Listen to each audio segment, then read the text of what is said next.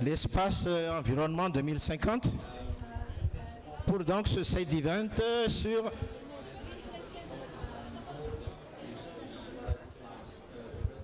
espace énergie 2050. Pour ce side event sur le partage des bonnes pratiques et échanges technico-organisationnels sur la gestion des déchets en milieu urbain à Madagascar. Bon, pour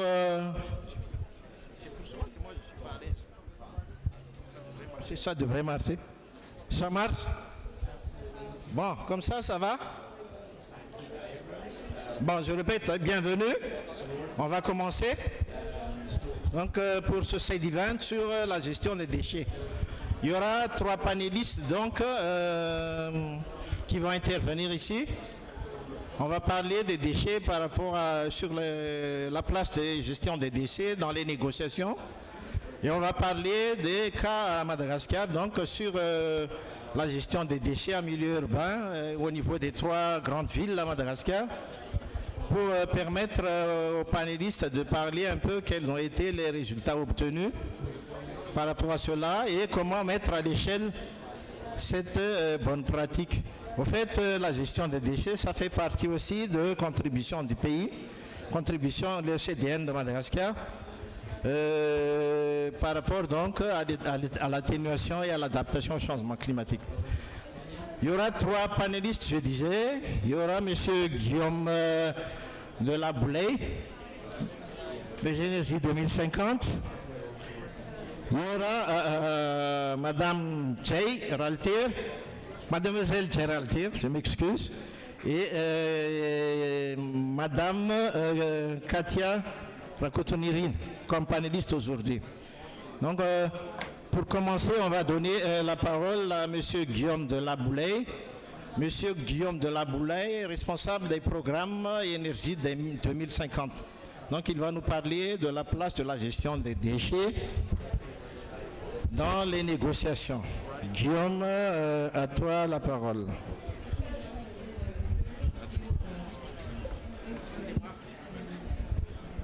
Oui, merci beaucoup.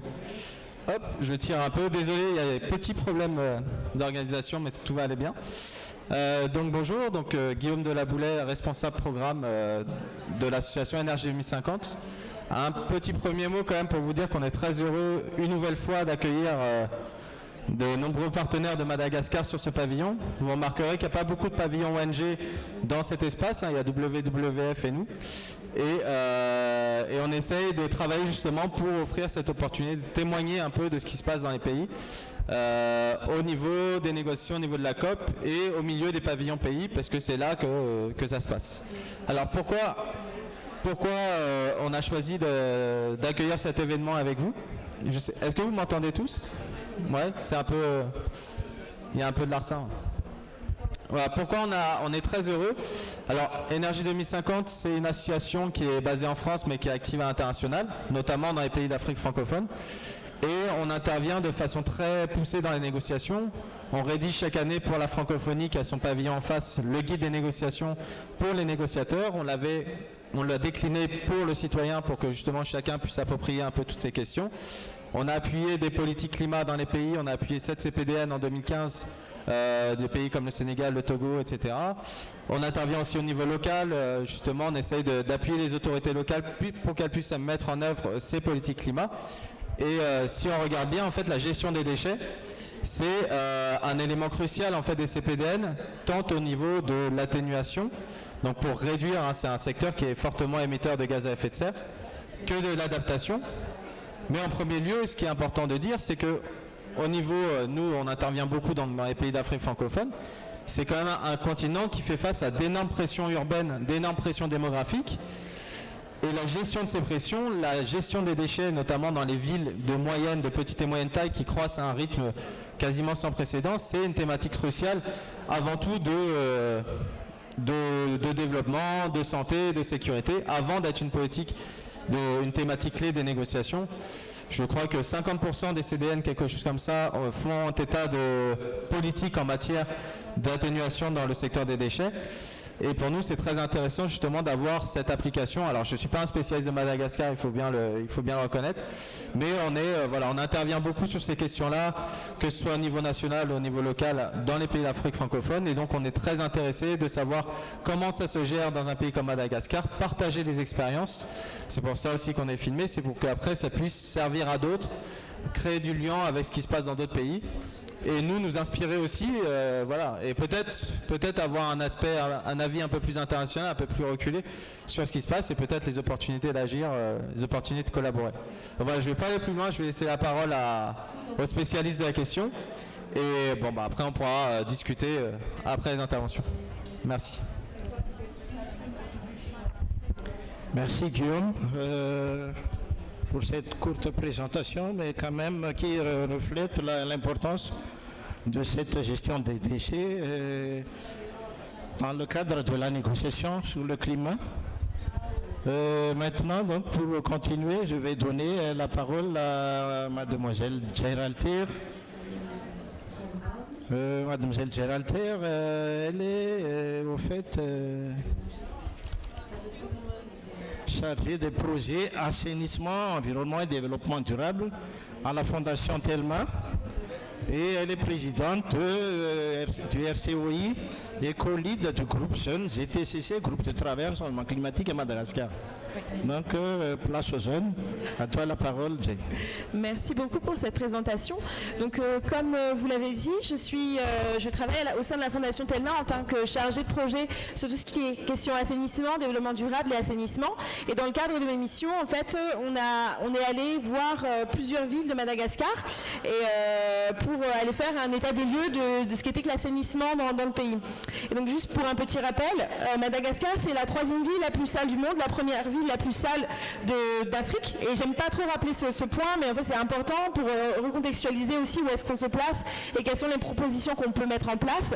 Et les déchets font partie intégrante du quotidien des habitants à Madagascar, et notamment dans les grandes villes comme Antananarivo, où on a des quartiers très insalubres, un accès qui est assez limité. Il y a des fosses, je ne sais pas si parmi vous il y en a qui sont déjà allés dans les bas quartiers de Tana, mais j'ai fait beaucoup de missions là-bas justement pour pouvoir trouver des solutions à mettre en place pour les populations. Et on a aussi remarqué qu'il y avait beaucoup d'acteurs qui travaillaient sur la question des déchets, que ce soit des acteurs étatiques, des acteurs des ONG, et bien qu'on se parlait au final très très peu. Et donc avec vous, je voulais voir un peu, faire un tour d'horizon de toutes les propositions qui peuvent exister à différents niveaux, et vous parler de ce qu'on fait du coup sur le terrain. Et donc pour nous en fait on voit la gestion des déchets en lien avec quatre ODD principaux qui sont le BD6 sur du coup l'assainissement et la gestion de l'eau, l'énergie et l'énergie renouvelable, parce que ça peut être une des solutions qui peut être apportée pour assainir, aussi tout ce qui va être sur les villes durables et les partenariats. Donc ça c'est les 4 ODD que en tout cas moi je trouve le plus important pour pouvoir régler la question de l'assainissement à Madagascar. Et donc, comme je vous l'ai dit tout à l'heure, on allait faire une petite mission de repérage au mois de juin de cette année, avec du coup la Fondation Telma. Et nous sommes allés visiter 3 grandes villes de Madagascar qui ont des projets très différents sur la gestion des déchets. Donc on allait voir, c'était à Fianarantsoa avec l'ONG Le Relais. On est allé à Antsirabe aller voir East ONG qui fait aussi de la gestion des déchets. Et à Tuléar, on est allé voir WHH. Et donc, ce qu'on a pu constater pendant cette mission, c'était que les projets étaient très très différents en fonction des villes en fait. Parce qu'à Tana, on a une ville qui est très en colline, avec une expansion très très importante. Oh, c'est bizarre le son un peu, hein. Et par exemple, à Antsirabe, ils ont mis en place un système de gestion des déchets qui se base principalement sur les autorités locales avec les Fukuntan, où ils vont beaucoup travailler avec eux pour pouvoir récolter les déchets. Et ils nous ont parlé par exemple de leurs problèmes. Alors, on avait vu qu'ils ont une grosse décharge à ciel ouvert qui est aussi à Antsirabe, mais qu'ils ont essayé de mettre en place une collecte des déchets à la source, c'est-à-dire en essayant de proposer aux habitants de trier leurs déchets avant de les mettre dans les bennes à ordures et donc du coup de séparer les déchets organiques des autres types de déchets. Et donc il y a eu quelques expériences qui ont été faites sur ça. Ça n'a pas forcément marché, mais je pense que c'est des expériences qui sont à répéter et il faut apprendre en fait comment est-ce qu'on peut faire ça nous au niveau individuel et ça sera assez intéressant de voir comment est-ce qu'ils font. Et donc ils ont aussi mis en place, et ça c'est un peu le fil conducteur de ces 3 projets, des biodigesteurs de différentes, en utilisant différentes technologies. Et donc à East ONG en Sierra Bay, ils sont en train de mettre en place un système de collecte des déchets organiques pour pouvoir faire du compost avec, donc ce qui pourrait régler certaines questions, puisque en Sierra Bay il y a beaucoup d'agriculture et ce serait très utile pour les populations locales. Et au relais, par contre, eux, ils se basent, enfin, il y a toujours des partenariats avec du coup les autorités locales, mais ils ont leur propre camion de collecte, si j'avais bien tout compris, et donc ils font principalement de la collecte de déchets organiques pour éviter en fait la propagation des maladies, et ils en font du compost qu'ils vendent à très grande échelle. Donc on peut acheter du compost du relais. Et donc pour information, le relais c'est une entreprise sociale et solidaire qui travaille à Madagascar. C'est la plus grosse entreprise sociale et solidaire, et ils forment des gens pour travailler. Donc il y a plusieurs secteurs d'activité. Donc ils font la carence, la voiture malgache. Ils font comment ça s'appelle, le tri des vêtements et tout ça pour les fripes. Ils font également du coup du compost. Et avec ce programme, ils forment des gens pendant 6 mois pour essayer de les réintégrer dans la vie en fait active. Et ce qui est intéressant avec ce projet, c'est qu'ils peuvent aussi permettre aux personnes qui travaillent avec eux d'avoir une sécurité sociale et d'apprendre un métier. Et donc ils font du compost à très très grande échelle. Je suis allée voir un peu leur champ de compost qui était assez impressionnant, et ils font aussi du coup de l'agriculture urbaine, des formations d'agriculture urbaine sur place. Et avec WHH, c'était un petit peu la même chose. Donc ils travaillaient également avec la commune. Et par contre, ils avaient des petits soucis, c'était qu'il y avait beaucoup de sable à Tuléar, et donc ils avaient des problèmes en fait au niveau du compost, parce qu'il y avait beaucoup de composantes qui n'étaient pas forcément bonnes pour faire du compost, et ils avaient aussi beaucoup du coup il y avait beaucoup de poussière dans ce qu'ils récoltaient, et eux leur projet c'était plutôt de faire avec les déchets de type plastique et les déchets, les bouteilles et tout ce qui pouvait être utilisé pour faire des briques en plastique afin de pouvoir les vendre. Et donc ça c'était aussi un projet pour permettre aux personnes qui travaillent dans le projet d'assainissement d'avoir des revenus supplémentaires. Ils avaient aussi un grand champ d'agriculture urbaine, et donc ils utilisaient leur compost à la fois pour produire de la nourriture et les déchets pour fabriquer des briques qui seraient utilisées plus tard pour fabriquer des maisons ou pour faire des pavés autobloquants à Madagascar. Et donc, comme tout à l'heure je vous disais, on a beaucoup vu de solutions techniques. Donc les biodigesteurs, je ne sais pas si... Est-ce que vous savez ce que c'est que les biodigesteurs ? Oui, globalement ça va, j'ai pas... Ok, donc on est allé voir plusieurs types de biodigesteurs, et notamment il y en a 5 à Antananarive, mais le souci avec les biodigesteurs actuels, c'est qu'ils sont en sous-utilisation.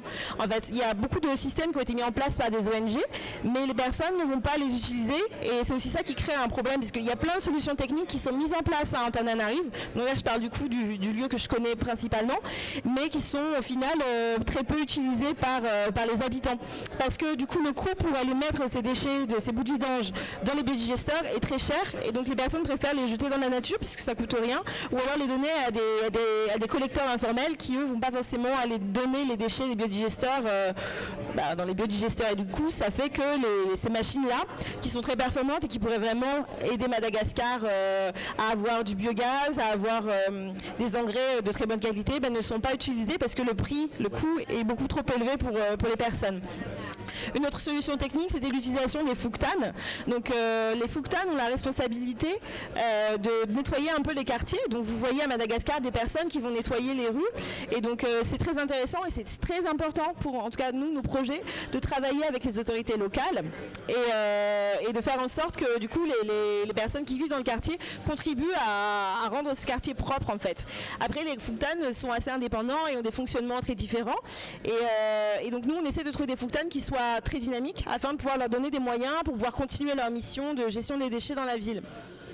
Et donc je voulais aussi parler de la force de la société civile, puisqu'il y a beaucoup d'ONG qui mettent en place des projets du coup liés aux déchets et à l'assainissement, mais comme je vous l'ai dit au tout début, on ne se parle pas forcément. Et donc là, l'idée, c'est de vraiment créer quelque chose qui soit connu au niveau national. Et il y a une plateforme, par exemple, qui s'appelle Passamada, qui est une plateforme d'information sur toutes les personnes qui veulent travailler dans la gestion des déchets et l'assainissement à Madagascar. Donc si vous travaillez dans ces domaines et que vous n'êtes pas encore sur cette mailing list, je vous invite à vous inscrire, parce qu'il y a beaucoup d'informations et notamment ils sont en train de mettre en place des projets de plaidoyer pour la gestion des déchets, et donc ça peut être très intéressant pour tout le monde d'y assister. Et je voulais également vous parler de quelques startups que j'ai rencontrées du coup durant mes petites aventures dans Madagascar pour la gestion des déchets, et notamment une qui s'appelle Green and Cool, qui fait en fait, elle récupère des déchets et ils vont en faire. Alors par exemple, on a construit, on est en partenariat ensemble sur plusieurs projets. On a construit une maison qui s'appelle Noof Makes à Tana, où on fait la promotion de tous les projets verts portés par des associations à destination des jeunes. Et alors c'est eux qui ont fait tout l'ameublement de la maison. Et par exemple, on a des baignoires qui nous servent de canapé, on a des pneus qui nous servent de pouf. On a récolté en fait beaucoup de matériaux qui étaient censés finir à la décharge pour les transformer, pour en faire des meubles qui sont à l'usage des habitants et qui sont assez beaux. Je pourrais vous montrer des photos tout à l'heure si vous voulez. Il y a aussi Louat qui fait du coup de biodigesteurs. Donc en fait ils mettent en place des toilettes semi-mobiles et chez les habitants, et nous on est en train de voir pour qu'ils mettent ça à destination du public. Ils récupèrent du coup les bouts de vidange et ils les utilisent dans les biodigesteurs pour pouvoir créer de l'énergie. Donc ça c'est le projet de Louat à Madagascar. Il y a aussi l'entreprise écologique qui elle achète les déchets plastiques à des entreprises, et avec eux notamment on travaille avec l'ADEV et le projet Fanavuntan, où on va former une dizaine de femmes par Fugutan, où on va les former à collecter des déchets dans les entreprises, et elles vont pouvoir réutiliser ces déchets et pouvoir revendre ce qu'elles font en fait. Et par exemple, elles font des poubelles en carton, elles vont faire des poubelles en plastique, elles vont faire des sacs avec des déchets qui ont été jetés par les entreprises, des déchets de bureau, hein. On soit clair, c'est pas les déchets d'usine ou quoi que ce soit. C'est les déchets de bureau qui sont récoltés par ces femmes, et elles en font des produits qu'elles peuvent vendre après et que ça leur fait un revenu. Et donc on essaye de contribuer comme ça, parce que les entreprises consomment énormément de papier, consomment énormément de carton, et ils consomment énormément de bouteilles plastiques. Et donc c'était un peu l'idée. Et avec tout ça, donc à la Fondation Telma, on a eu envie de faire un projet sur l'assainissement qui est en cours de construction. Alors je vous en parle un petit peu aujourd'hui, mais 5 minutes, il me reste 5 minutes. Oh, c'est parfait, c'est génial. Alors le projet qu'on veut faire en fait avec la Fondation Telma, c'est la construction d'un écolieu. Je vous en parle un petit peu parce qu'on est à la recherche aujourd'hui de partenaires, et surtout on est à la recherche de terrain pour pouvoir mettre en place ce projet à Tana. Donc à la base, ça c'est une proposition de plan qu'on avait faite, et donc l'idée c'est de mettre sur un seul territoire, dans les bas quartiers de Tananarive, plusieurs services. Donc ce soit des services liés à l'eau, donc tout ce qui va être filtration de l'eau, lavoir, borne fontaine, latrine publique pour les gens dans les quartiers. On voudrait aussi mettre en place tout ce qui va être en lien avec la gestion des déchets, donc des lieux de semi-stockage avant d'aller dans les bennes à ordures, et comme ça on pourrait récolter les déchets organiques pour en faire du compost sur place. Donc des petites stations de stockage qui permettraient de diviser les différents types de déchets et qui permettraient d'assainir la ville, et également une salle avec tout ce qui va être formation sur l'agriculture urbaine pour apprendre aux gens comment est-ce qu'on peut faire ça. Donc il y a plusieurs initiatives qui ont été mises en place à Tana, et c'est fantastique, et on va se baser sur tout ce qui a été fait pour pouvoir mettre en place des projets de plus en plus pertinents, parce qu'il y a beaucoup de choses qui ont été mises en place, et nous on essaye de vraiment de se baser sur tout ce qui a été fait, enfin un transfert de compétences, et donc c'est ce qu'on aimerait faire. Et donc une salle de formation, une zone d'agriculture urbaine, et que ce soit dans chaque arrondissement de Tananarive. Donc on cherche actuellement encore 4 terrains pour pouvoir mettre en place ce projet qui serait à l'échelle du coup de toute la ville, et qui permettrait moi je l'espère en tout cas à terme, de mettre en place un réseau d'écolieux et de bonnes pratiques dans Tana, et on accueillerait du coup toutes les associations et les structures qui veulent travailler sur ces sujets-là. Et je voulais également vous parler, mais ça c'est un peu plus personnel, mais je pense que ça peut aussi parler beaucoup aux personnes. Moi dans ma vie personnelle, je mets en place des solutions pour essayer de trier mes déchets et pour essayer de vivre de façon plus écologique. Et donc il y a des actions individuelles aujourd'hui à Madagascar et notamment une éco-colocation qui s'appelle Le Terrier où je vis depuis 6 mois et où notre objectif c'est de pouvoir montrer qu'on peut vivre de façon écologique et durable en ville à Madagascar. Et donc pour ça on met en place une collecte des déchets, on trie nos déchets de façon, on met les bouteilles plastiques, le papier, le carton et avec ces déchets-là, on va en faire quelque chose. On invite des artistes aussi également à utiliser les déchets qu'on a pour pouvoir récupérer tout ce qu'on fait. On fait des formations au sein de la maison sur tout ce qui va être window farming, sur le compost, sur l'agriculture urbaine, sur les produits de beauté faits maison qu'on peut très bien faire et très facilement faire à Madagascar puisqu'on a accès à beaucoup de matières premières, ce qui est fantastique. Et donc notre objectif c'est de pouvoir faire en sorte que notre génération, la génération climat, elle puisse mettre en place dès aujourd'hui, quand elle va vivre seule, des petits gestes du quotidien qui permettent à tout le monde d'être en accord avec nos valeurs écologiques. Donc ça c'était un peu le petit point aussi sur l'action individuelle qui peut être mise en place.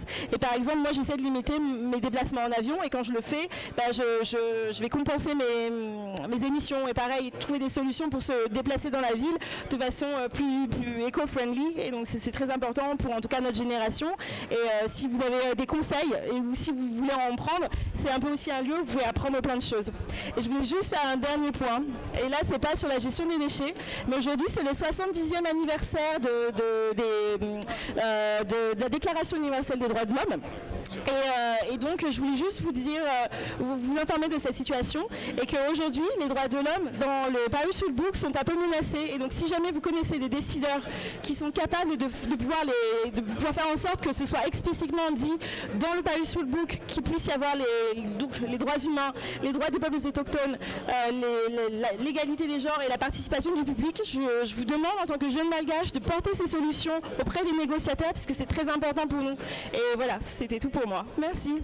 Ok, merci Zay, merci pour cet état des lieux sur les initiatives dans la gestion des déchets, la valorisation des déchets à Madagascar. Donc tu as parlé des acteurs, des différentes initiatives, mais à la fin tu as conclu aussi par les droits humains. Au fait, dans la gestion des déchets, il y a aussi cet aspect où il faut respecter les droits humains. C'est le cas au niveau des décharges actuellement, et même pour la valorisation, où des fois on ne regarde pas les droits humains quand on fait les différentes initiatives. On en parlera, mais pendant les discussions peut-être s'il y a des interventions par rapport à cela. Mais pour continuer, on va donner la parole à Katia Rakutendine. Madame Katia Rakutendine, elle est chargée de projet pour la mise en place de centres de renforcement de capacité au niveau de l'ONG MAART. Et elle est également co-lead du comité jeune à Madagascar. Donc aujourd'hui, ce sont les jeunes surtout qui apportent les expériences pour nous. Donc à toi la parole, Katia.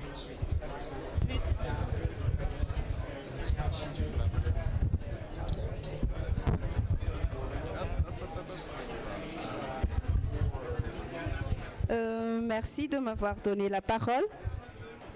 Je ne sais pas, vous m'entendez? D'accord.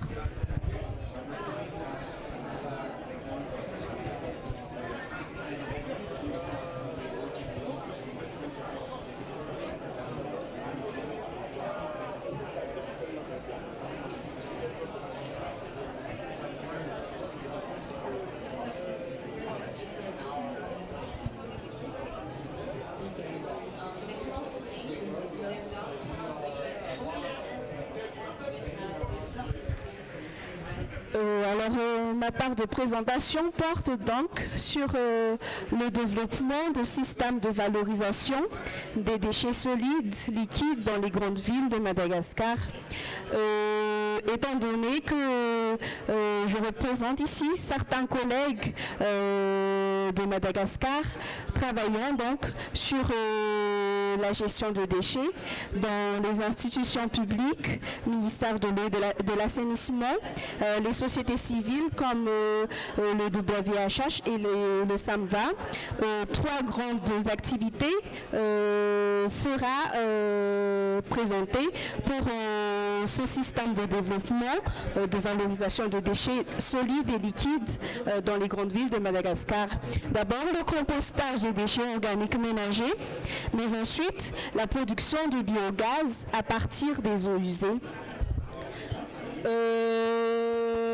Pour cette présentation, donc, je vais essayer de parler un petit peu des textes réglementaires qui gèrent la gestion de déchets à Madagascar, tant au niveau national que les différentes conventions internationaux, également de l'état de lieu du traitement des déchets solides et déchets liquides, et enfin quelques perspectives en vue et en cours sur la gestion du déchet.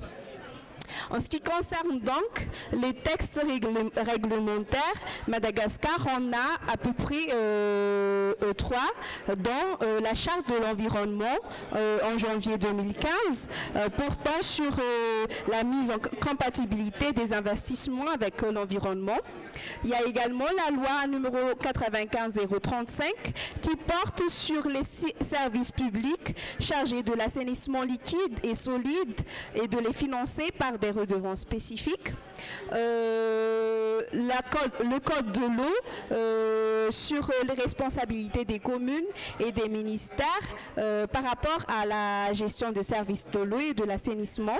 Le décret sur la classification des eaux de surface et la réglementation des rejets des flux en liquide, et enfin le dernier code sur l'hygiène permettant donc la détermination et la prévention et du rétablissement de la salubrité. En ce qui concerne les différentes conventions internationales, comme vous le savez tous, il y a la convention du Bali, de Stockholm, de Bamako et de Rotterdam qui stipulent tous et régit les activités sur le secteur déchets à Madagascar. Principalement, ce qui se passe à Madagascar actuellement, dans la capitale, environ 450 grammes de déchets par jour est produite par les citoyens malgaches. Pour Tuléar, la région dans le sud, à peu près la même, dans 412 grammes de déchets par jour. À Majunga, une région dans l'ouest, environ 350 grammes par jour. Et enfin, dans tout Madagascar, la population, le citoyen malgache, donc, produit environ 150 grammes d'ordures de déchets par jour. En ce qui concerne la quantité de déchets collectés, la moyenne varie de 116 tonnes à 1800 tonnes, 1500 à 1800 tonnes dans la grande ville seulement.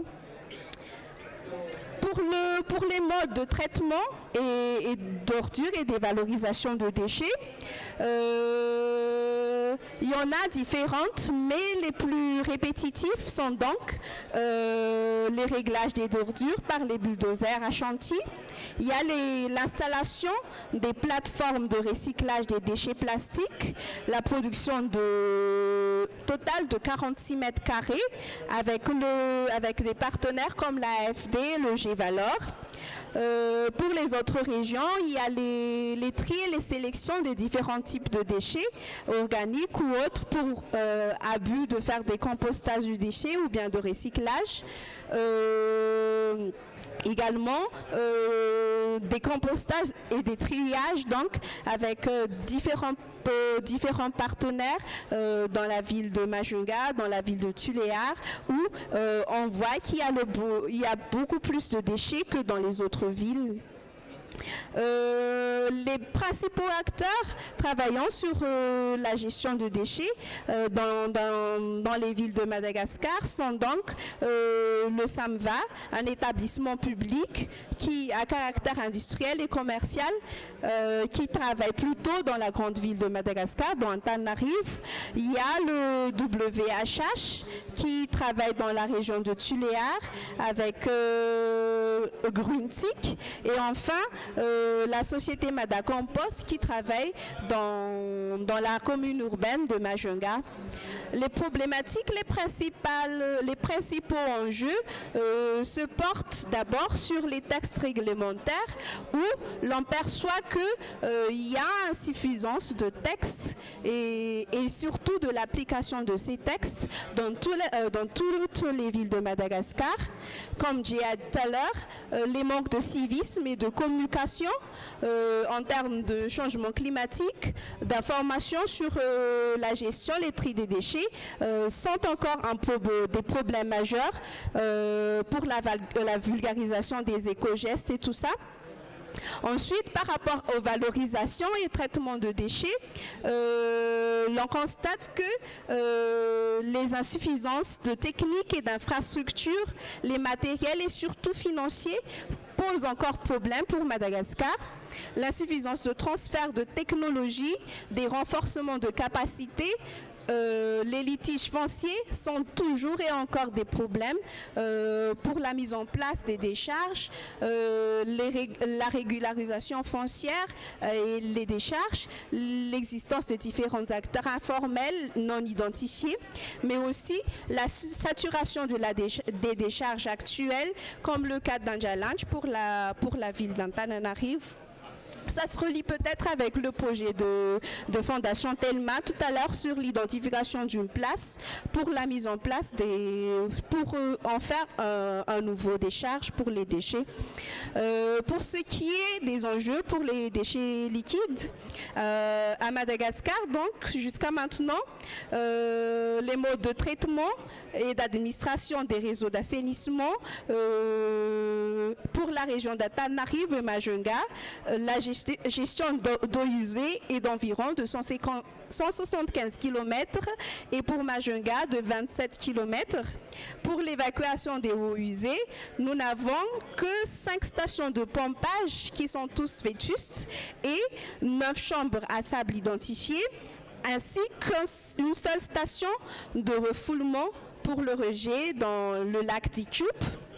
Pour Majunga, il n'y a ni station de pompage, ni chambre à salle identifiée et même pas une station de refoulement des eaux usées. Pour ce qui est de la gestion des boues et vidanges, l'exploitation de sites de traitement de boues de vidange, Madagascar et surtout la ville d'Antananarivo en possède 4 sites pilotes, qui utilisent des biodigesteurs avec une capacité de 40 mètres carrés, la collecte de boues de vidange auprès des ménages, la récupération des biogaz ainsi que la récupération de compost de bois à faible quantité. Pour la région de Majunga, nous n'avons qu'un seul site de traitement de boues de vidange et que c'est encore un projet en cours. Concernant les enjeux des déchets liquides, comme tout à l'heure, les textes réglementaires posent encore problème sur la mise en œuvre des textes d'application, le manque de civisme et de communication. La valorisation et traitement de déchets liquides, tant dans l'insuffisance technique, financière, matérielle, l'insuffisance des transferts de compétences, de technologies, les litiges fonciers. D'accord, oui. Pour finir, cette perspective, cette activité sont actuellement en cours et en vue d'abord pour le déchet solide, l'extension du site pilote de compostage et de recyclage de plastique, un projet qui vise à contribuer à l'atténuation de GES dans la capitale pour une durée de 5 ans environ, dont les activités prévues sont l'extension des activités de compostage à grande échelle, l'extension vers d'autres activités de recyclage de plastique et ainsi que la commercialisation et la labellisation. Comme le site d'Anjalanche, le projet sera donc pour améliorer ce site encore avec un coût estimatif de 1 200 000 $, dont le bailleur est encore à déterminer. Pour les déchets solides, il y a le projet de mise en place des systèmes de triage à la source, ayant comme objectif donc d'initier la population au système de triage de déchets dans chaque ménage. Et aussi pour l'installation des systèmes de précollecte pour une durée de 10 à 15 ans. Les activités prévues pour ce projet sont la sensibilisation de la population à grande masse, l'installation des bacs à ordures à différentes couleurs auprès des centres commerciaux ou bien dans les centres d'attraction, l'installation d'un système de précollecte et de valorisation des déchets recyclés. Le projet sera installé dans les 6 chefs-lieux de province et 5 grandes villes avec un coût estimatif de 2 700 000 $. Comme tout à l'heure, dont le bailleur est encore inconnu. Pour les déchets solides encore, le troisième projet, c'est l'aménagement des décharges existants en site de compostage qui vise donc à initier également les populations dans les tris et les précollectes pour une durée de 10 à 15 ans. Comme tout à l'heure, les activités prévues sont la sensibilisation des populations à ce triage et collecte de déchets, l'installation de systèmes de précollecte et aussi la valorisation des déchets recyclés. Le projet suivant, c'est l'exploitation d'une nouvelle décharge suivant la norme. L'objectif, c'est vraiment de récupérer des gaz, les gaz enfouis, les gaz d'enfouissement avec la transformation d'énergie dans les nouvelles décharges d'Antananarivo avec un abattement de CO2. La durée du projet, c'est environ 7 ans renouvelables, dont les principales activités sont l'exploitation des centres d'assainissement technique, l'installation des systèmes de captage et de réseaux de tuyauterie, l'installation des générateurs de gaz d'enfouissement, ainsi que la mise en place des lignes de transformation d'énergie et la conception et mise en œuvre de ce système sera encore dans un chef-lieu de province qui n'est pas encore déterminé jusqu'à maintenant, avec un coût estimatif de 8 200 000 $. Étant donné que les principaux enjeux, comme tout à l'heure, c'était l'insuffisance et la manque de renforcement de capacité sur ce système de tri, le projet suivant, c'est l'éducation de base en vue d'un changement de comportement auprès des populations. Les objectifs, c'est comme c'est bien précis, c'est d'éduquer les enfants malgaches à déjà pratiquer le tri et la gestion de déchets pour lutter contre le changement climatique dans le durée du projet de 5 à 10 ans. Dans ce projet, il sera vulgarisé les textes réglementaires existants déjà, l'insertion du système d'éducation du changement climatique et la protection de l'environnement, mais aussi les différentes formations éducatives sur la gestion et le tri de déchets, avec un coût estimatif de 2 500 000 $ dans les 22 régions de Madagascar. Les deux derniers projets se portent sur l'installation des sites de traitement de boues de vidange à grande échelle qui visent la valorisation des boues de vidange. Dont les activités principales portent sur l'installation de biodigesteurs, comme tu as dit tout à l'heure, l'installation des blocs sanitaires, l'alimentation électrique des ménages et enfin la production et vente des biogaz produits. Elle sera installée dans 3 chefs-lieux de province à Madagascar avec un coût estimatif de 6 millions $. Pour les personnes intéressées ici présents ou bien les bailleurs, comme vu précédemment, presque tous ces projets ne sont pas encore financés. Ce sont des perspectives de projets pour ce développement développement de systèmes de valorisation de déchets à Madagascar. Les contacts sont là pour des éventuels partenariats ou suggestions d'amélioration des projets. Comme aussi, ma présentation se termine par ces quelques contacts donnés par nos collègues de Madagascar pour vos suggestions, vos questions sur la mise en œuvre de ces perspectives sur la gestion de déchets. Merci.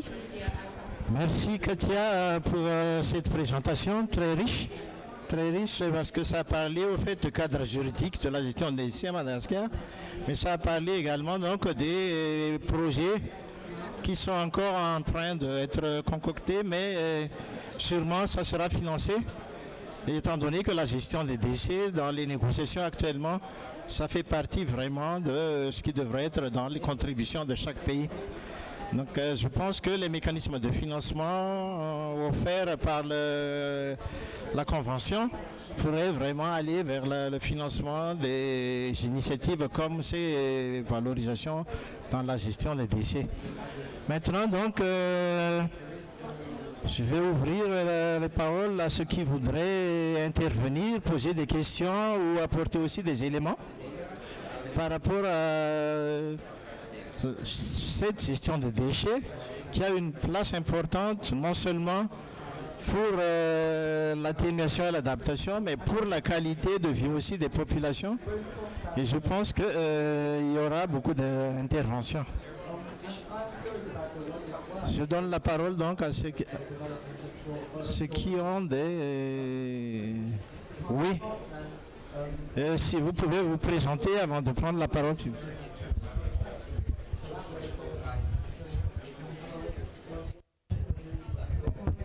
Merci beaucoup. Je suis Joseph Badievokila du Congo-Brazzaville.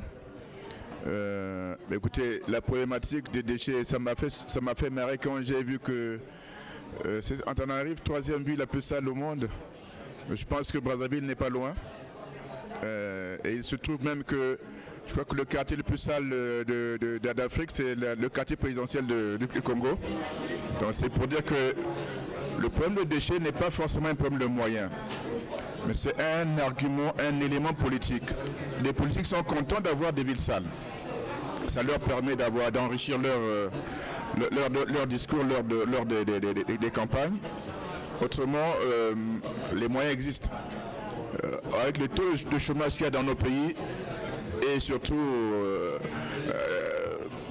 le nombre de militaires qui n'ont pas grand-chose à faire, on pourrait bien régler le problème. Mais en fait, ça arrange les politiques. Et ben, on doit se battre. Alors nous, on a... je suis, moi, entité nationale désignée pour le transfert de technologie, donc le CTCN. Je vous en parle parce que c'est un des moyens pour trouver des solutions pour ça. Je pense qu'il est possible, ce serait bien que soit une entreprise ou un ministère ou je ne sais quelle structure profite justement du mécanisme de la convention pour solliciter un appui du CTCN pour lancer un projet. Alors, autrement, à titre personnel, j'appuie une ONG et nous avons été surpris d'une demande venant d'une entreprise pétrolière, Total.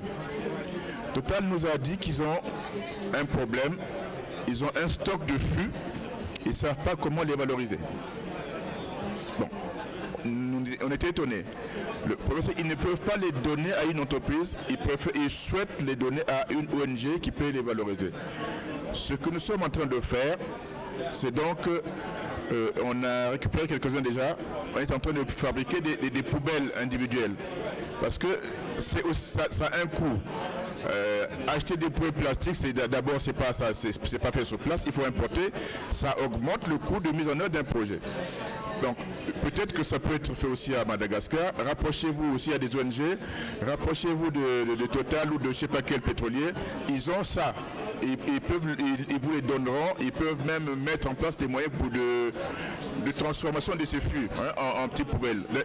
C'est-à-dire que bon, voilà, si vous avez déjà 2 poubelles devant, par ménage, ou bien dans un quartier, vous mettez les gens vont plus venir. Enfin, je le dis comme ça, c'est ce que j'espère vraiment. On n'a pas encore un retour, mais je pense que si tout va bien d'ici mars, on va commencer à mettre une poubelle peinte en vert et une poubelle normale pour donc les déchets organiques et compostables et les autres déchets. Donc voilà un petit peu donc la solution citoyenne, ça peut être pas mal d'envisager quelque chose et se rapprocher des pétroliers pour au moins avoir ces petits équipements là. Voilà, merci. C'est une remarque ou...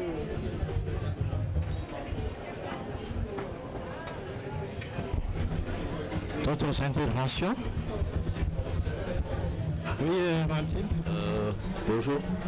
Martine du ministère de l'Environnement, de l'Écologie et des Forêts. Tout d'abord, félicitations aux panélistes d'avoir exposé toutes ces activités, toutes ces initiatives qui pour moi m'ont fait vraiment plaisir et m'a beaucoup surpris dans la mesure où il y a beaucoup de contrastes en ce qui concerne la réalité, ce qui se passe par exemple à Tananarive où on a beaucoup de déchets. Et moi-même je me suis posé la question, quels sont vraiment donc les facteurs de blocage que vous ressentez là? J'ai vu là que le financement est un. Mais les autres aussi, quels sont les autres facteurs de blocage qui nous empêchent vraiment d'avancer? Parce que pour moi, le DG, ce n'est pas seulement l'affaire des joueurs, mais c'est l'affaire de tous. Donc. Et l'efficacité passe nécessairement non seulement avec les ONG, mais avec toutes les autorités, le gouvernement et comment on va y procéder pour qu'on aille vraiment de l'avant. Merci. C'est une question ouverte à vous tous. Alors, moi je vais répondre à la question, mais de mon expérience personnelle au sein de la Fondation Telma, une des choses qui, en tout cas, moi, me bloque un peu aujourd'hui dans ma gestion, enfin dans mon projet de gestion des déchets, ça va être les lenteurs administratives qu'il peut y avoir aussi parfois. Et ce que je comprends, parce qu'aujourd'hui on est en même temps en période électorale, et donc c'est assez compliqué de rencontrer les autorités locales et d'avoir une continuité sur ça. Et donc pour nous, c'est très très important d'avoir ce dialogue avec les autorités locales et travailler ensemble.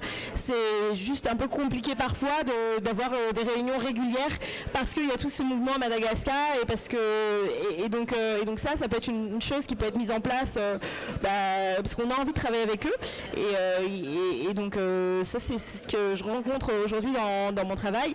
Et une autre chose, c'est tous les projets qui ont été mis en place avant. Comme moi j'ai fait ma recherche, ça a été compliqué parfois de prendre contact avec certaines structures pour avoir des retours sur pourquoi est-ce que le projet n'avait pas fonctionné jusqu'à la fin ou pourquoi est-ce que les financements s'étaient arrêtés et donc avoir peut-être des outils qui feraient le recensement. Alors peut-être que ça existe mais que du coup moi je ne suis pas au courant et donc du coup améliorer la communication sur ça, mais des outils qui permettent d'avoir des retours sur tous les projets sur le domaine de l'assainissement qui ont été faits à Madagascar par des ONG et par le secteur privé et public afin d'avoir pourquoi ça n'a pas fonctionné, pourquoi est-ce que ça a fonctionné, et de vraiment ne pas repartir de zéro à chaque fois, parce que ça peut faire gagner énormément de temps, je pense, pour les personnes qui veulent mettre en place des solutions. Ouais.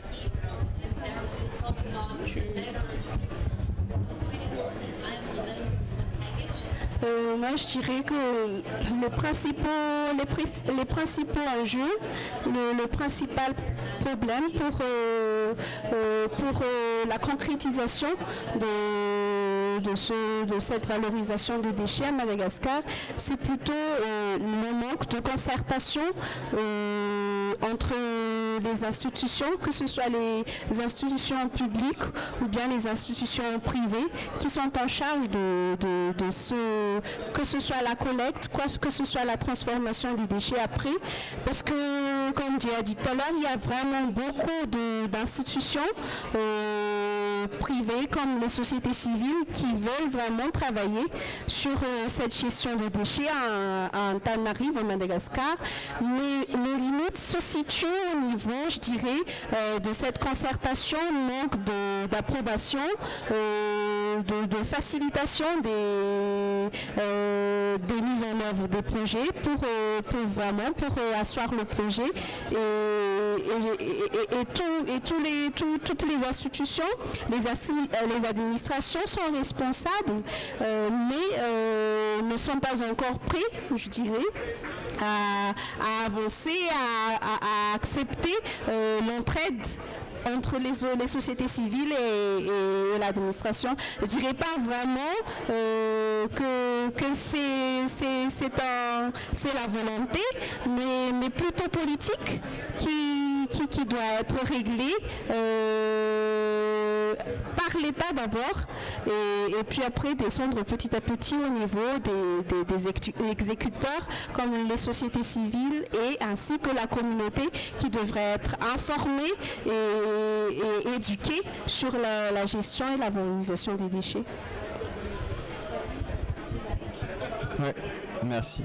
Non, je pense qu'il y a... C'est vrai que c'est bizarre comme son. Je pense qu'il y a un côté très important, c'est qu'on a vu, il y a énormément d'initiatives au niveau local, d'ONG, d'individus, etc., sur lesquelles les politiques en matière de gestion des déchets pourraient s'appuyer. Je ne dis pas que c'est facile, je ne dis pas que c'est une habitude, et d'ailleurs c'est loin d'être le cas. Mais très clairement, il y a vraiment beaucoup d'innovations sur lesquelles s'appuyer. Et si on regarde les chiffres que vous avez, là je regardais un peu les chiffres, je faisais des calculs, donc vous avez, alors je sais plus, je crois que c'est peut-être 200 tonnes de déchets en plus qui sont générés chaque jour.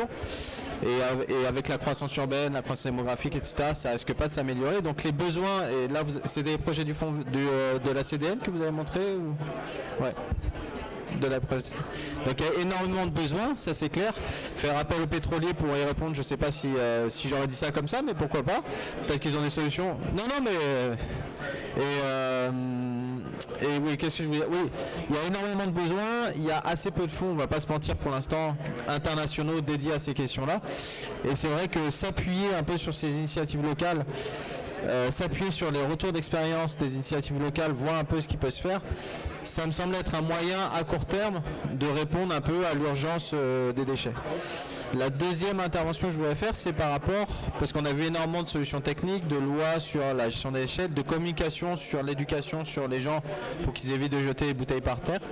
Maintenant, nous, on travaille énormément, on est membre du One Planet Network des Nations Unies, où on est plutôt sur le bâtiment et la construction, mais sur tout un tas de sujets. Et là, on va travailler plus sur les changements de mode de consommation. Pourquoi on parle de changement de mode de consommation ? Alors, je ne suis pas là pour faire une leçon, je sais d'où je viens, je sais la chance que là, et surtout mon impact aussi. Donc, c'est pas du tout une leçon, mais c'est juste dans la consommation, il y a quand même une priorité des déchets comme dans l'énergie, c'est quand même de réduire à la base la quantité de déchets. Et c'est pas juste une question de consommation, d'ailleurs c'est juste aussi une question de production. Est-ce qu'il y a du travail qui est fait là-dessus justement pour qu'à la base on propose peut-être des produits qui aient moins de contenu en déchets, parce que éduquer une population à pas jeter, on peut aussi l'éduquer à consommer des produits qui ne sont pas générateurs de déchets. Est-ce qu'il y a ce filon-là à explorer, même si je sais que c'est pas simple, qu'on est souvent pris dans un processus, mais est-ce que voilà, il y a du travail qui est fait dans ce domaine, parce que je pense qu'il y a un vrai potentiel pour réduire justement le besoin de financement, même s'il est réel, mais au moins limiter les besoins de financement, s'appuyer au maximum sur la société civile. Nous, c'est un peu ce qu'on essaye de faire dans d'autres pays. Et ensuite, évidemment, pour tout ce qui est technique, les solutions, biogaz, etc., évidemment, s'appuyer sur le financement international, mais comme le financement international aujourd'hui, il est quand même dur à obtenir, il faut trouver quand même des solutions justement pour réduire à la masse ces besoins. À la masse. Voilà. Peut-être juste sur la question de la consommation. À Madagascar, depuis ça fait peut-être un an ou deux, il existe maintenant le mouvement Zero Waste Madagascar. Donc si jamais vous voulez voir un peu comment est-ce qu'on peut changer nos habitudes de consommation, il donne des conseils. Enfin, c'est un groupe sur Facebook, parce que du coup Facebook à Madagascar pour la transmission d'informations est très très efficace. Et donc il y a des petites solutions, mais alors je ne sais pas ce qui est fait du coup au niveau ministériel ou au niveau gouvernemental sur améliorer les méthodes de consommation à Madagascar. Et alors je voulais juste aussi faire parce que j'ai oublié de parler de ça, mais en gros il y a un mois de ça, on a avec plein de jeunes de Madagascar, on s'est réunis à l'Assemblée nationale pour mettre en place un pacte national de la jeunesse, et à l'intérieur on avait fait des propositions qui sont destinées aux décideurs politiques, et notamment l'une de ces solutions c'était, et ça peut je pense aider aussi dans la conception des politiques et dans les stratégies qui peuvent être mises en place plus tard, la création de deux choses. Donc déjà de faire en sorte que dans chaque ministère et dans chaque institution de l'État, il y ait une cellule qui se charge est-ce que la structure, que l'organisation, l'institution soit bonne en matière de gestion de ses propres déchets. Et je pense qu'une fois qu'elle a atteint ce stade, elle pourrait donner plus d'exemples et elle sera plus consciente et elle aura beaucoup plus d'informations parce que la transformation, ça se passe aussi de l'intérieur. Et il me semble que les institutions à Madagascar ne sont pas forcément bonnes dans la gestion de leurs déchets. Et donc ça peut être un premier pas. Donc je ne sais pas si ces cellules existent et si elles sont vraiment en place. Et donc ça, c'est quelque chose qu'on aurait aimé porter, en tout cas avec les jeunes qui ont signé ce pacte national de la jeunesse. Et la deuxième chose, c'était la mise en place potentiellement alors c'est comme le Bianco, mais pour l'environnement. Je ne sais pas si c'est assez clair, mais en gros d'une institution, d'une organisation indépendante qui permettrait de regarder et de voir si toutes les propositions qui sont mises en place à Madagascar répondent aux objectifs du développement durable et permettent aux futures générations d'avoir des ressources, d'accès à des ressources. Donc c'était aussi des éléments de réflexion. Ok, moi je pense qu'on va s'arrêter là. S'il y a encore d'autres interventions, peut-être on va prendre une ou deux. Sinon, donc, merci aux panélistes. Vous avez parlé de quelques initiatives louables, en tout cas pour la valorisation des déchets. Mais c'est le type de déchets, le déchet ménager, surtout les déchets ménagers. Mais pour chaque type de déchet, la compréhension, la connaissance des filières de ces déchets sont aussi très importantes pour la mise en place de la stratégie en matière de gestion des déchets dans le pays. Tout à l'heure, on a parlé un peu des déchets au niveau des industriels comme Total, par exemple. À Madagascar aussi, il y a quand même pas mal de valorisation des déchets industriels qui n'ont pas été, disons, présentés ici, mais en tout cas qui sont très intéressants aussi à voir. Mais il y a aussi d'autres aspects sur quand j'ai parlé un peu de choix de sites pour les décharges. C'est là où il y a surtout beaucoup de problèmes et beaucoup d'enjeux qu'il faudrait que ça soit pris en compte. Et ça devrait être bien étudié dans les domaines de l'étude d'impact environnemental, de l'emplacement de ces décharges, de ces futures décharges, et surtout de voir aussi les droits humains, d'évaluer les impacts sur les droits humains de ces décharges futures. Mais je pense que l'idéal, c'est avoir une vision de zéro décharge quand même. Mais ça, c'est encore loin. Donc avec les initiatives, avec les valorisations qu'on fait, si on peut aller plus loin, donc pour aller vers cette vision, il y aura zéro décharge dans le pays. Donc je parle de ces droits humains parce que par exemple, ce qui se passe en Tirabé avec East ONG, où la commune urbaine a donné un site là où il y a un ONG qui accueille des enfants et des hommes, donc le SOS Village, et qui est à côté même de la décharge. Et je pense que pour les droits de l'enfant quand même, il ne faut pas que ça soit là.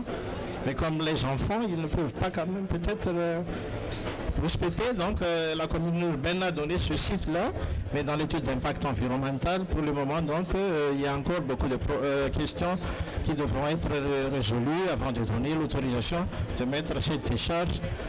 Je pense que ça ne sera pas là à côté de cette ONG SOS Village qui accueille les enfants.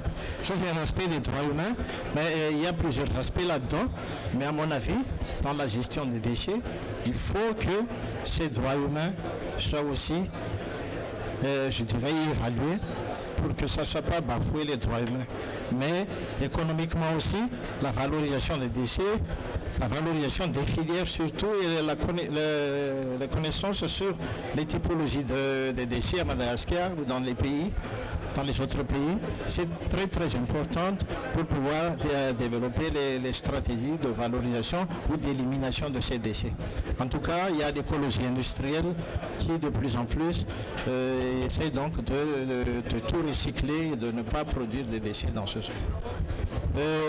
S'il n'y a plus donc des interventions, merci à vous d'être là pour cet event sur la gestion des déchets et les pratiques dans cette gestion des déchets. La gestion des déchets qui a quand même sa place dans les négociations actuelles pour l'adaptation et l'atténuation en matière de changement climatique. Merci tout le monde et à la prochaine.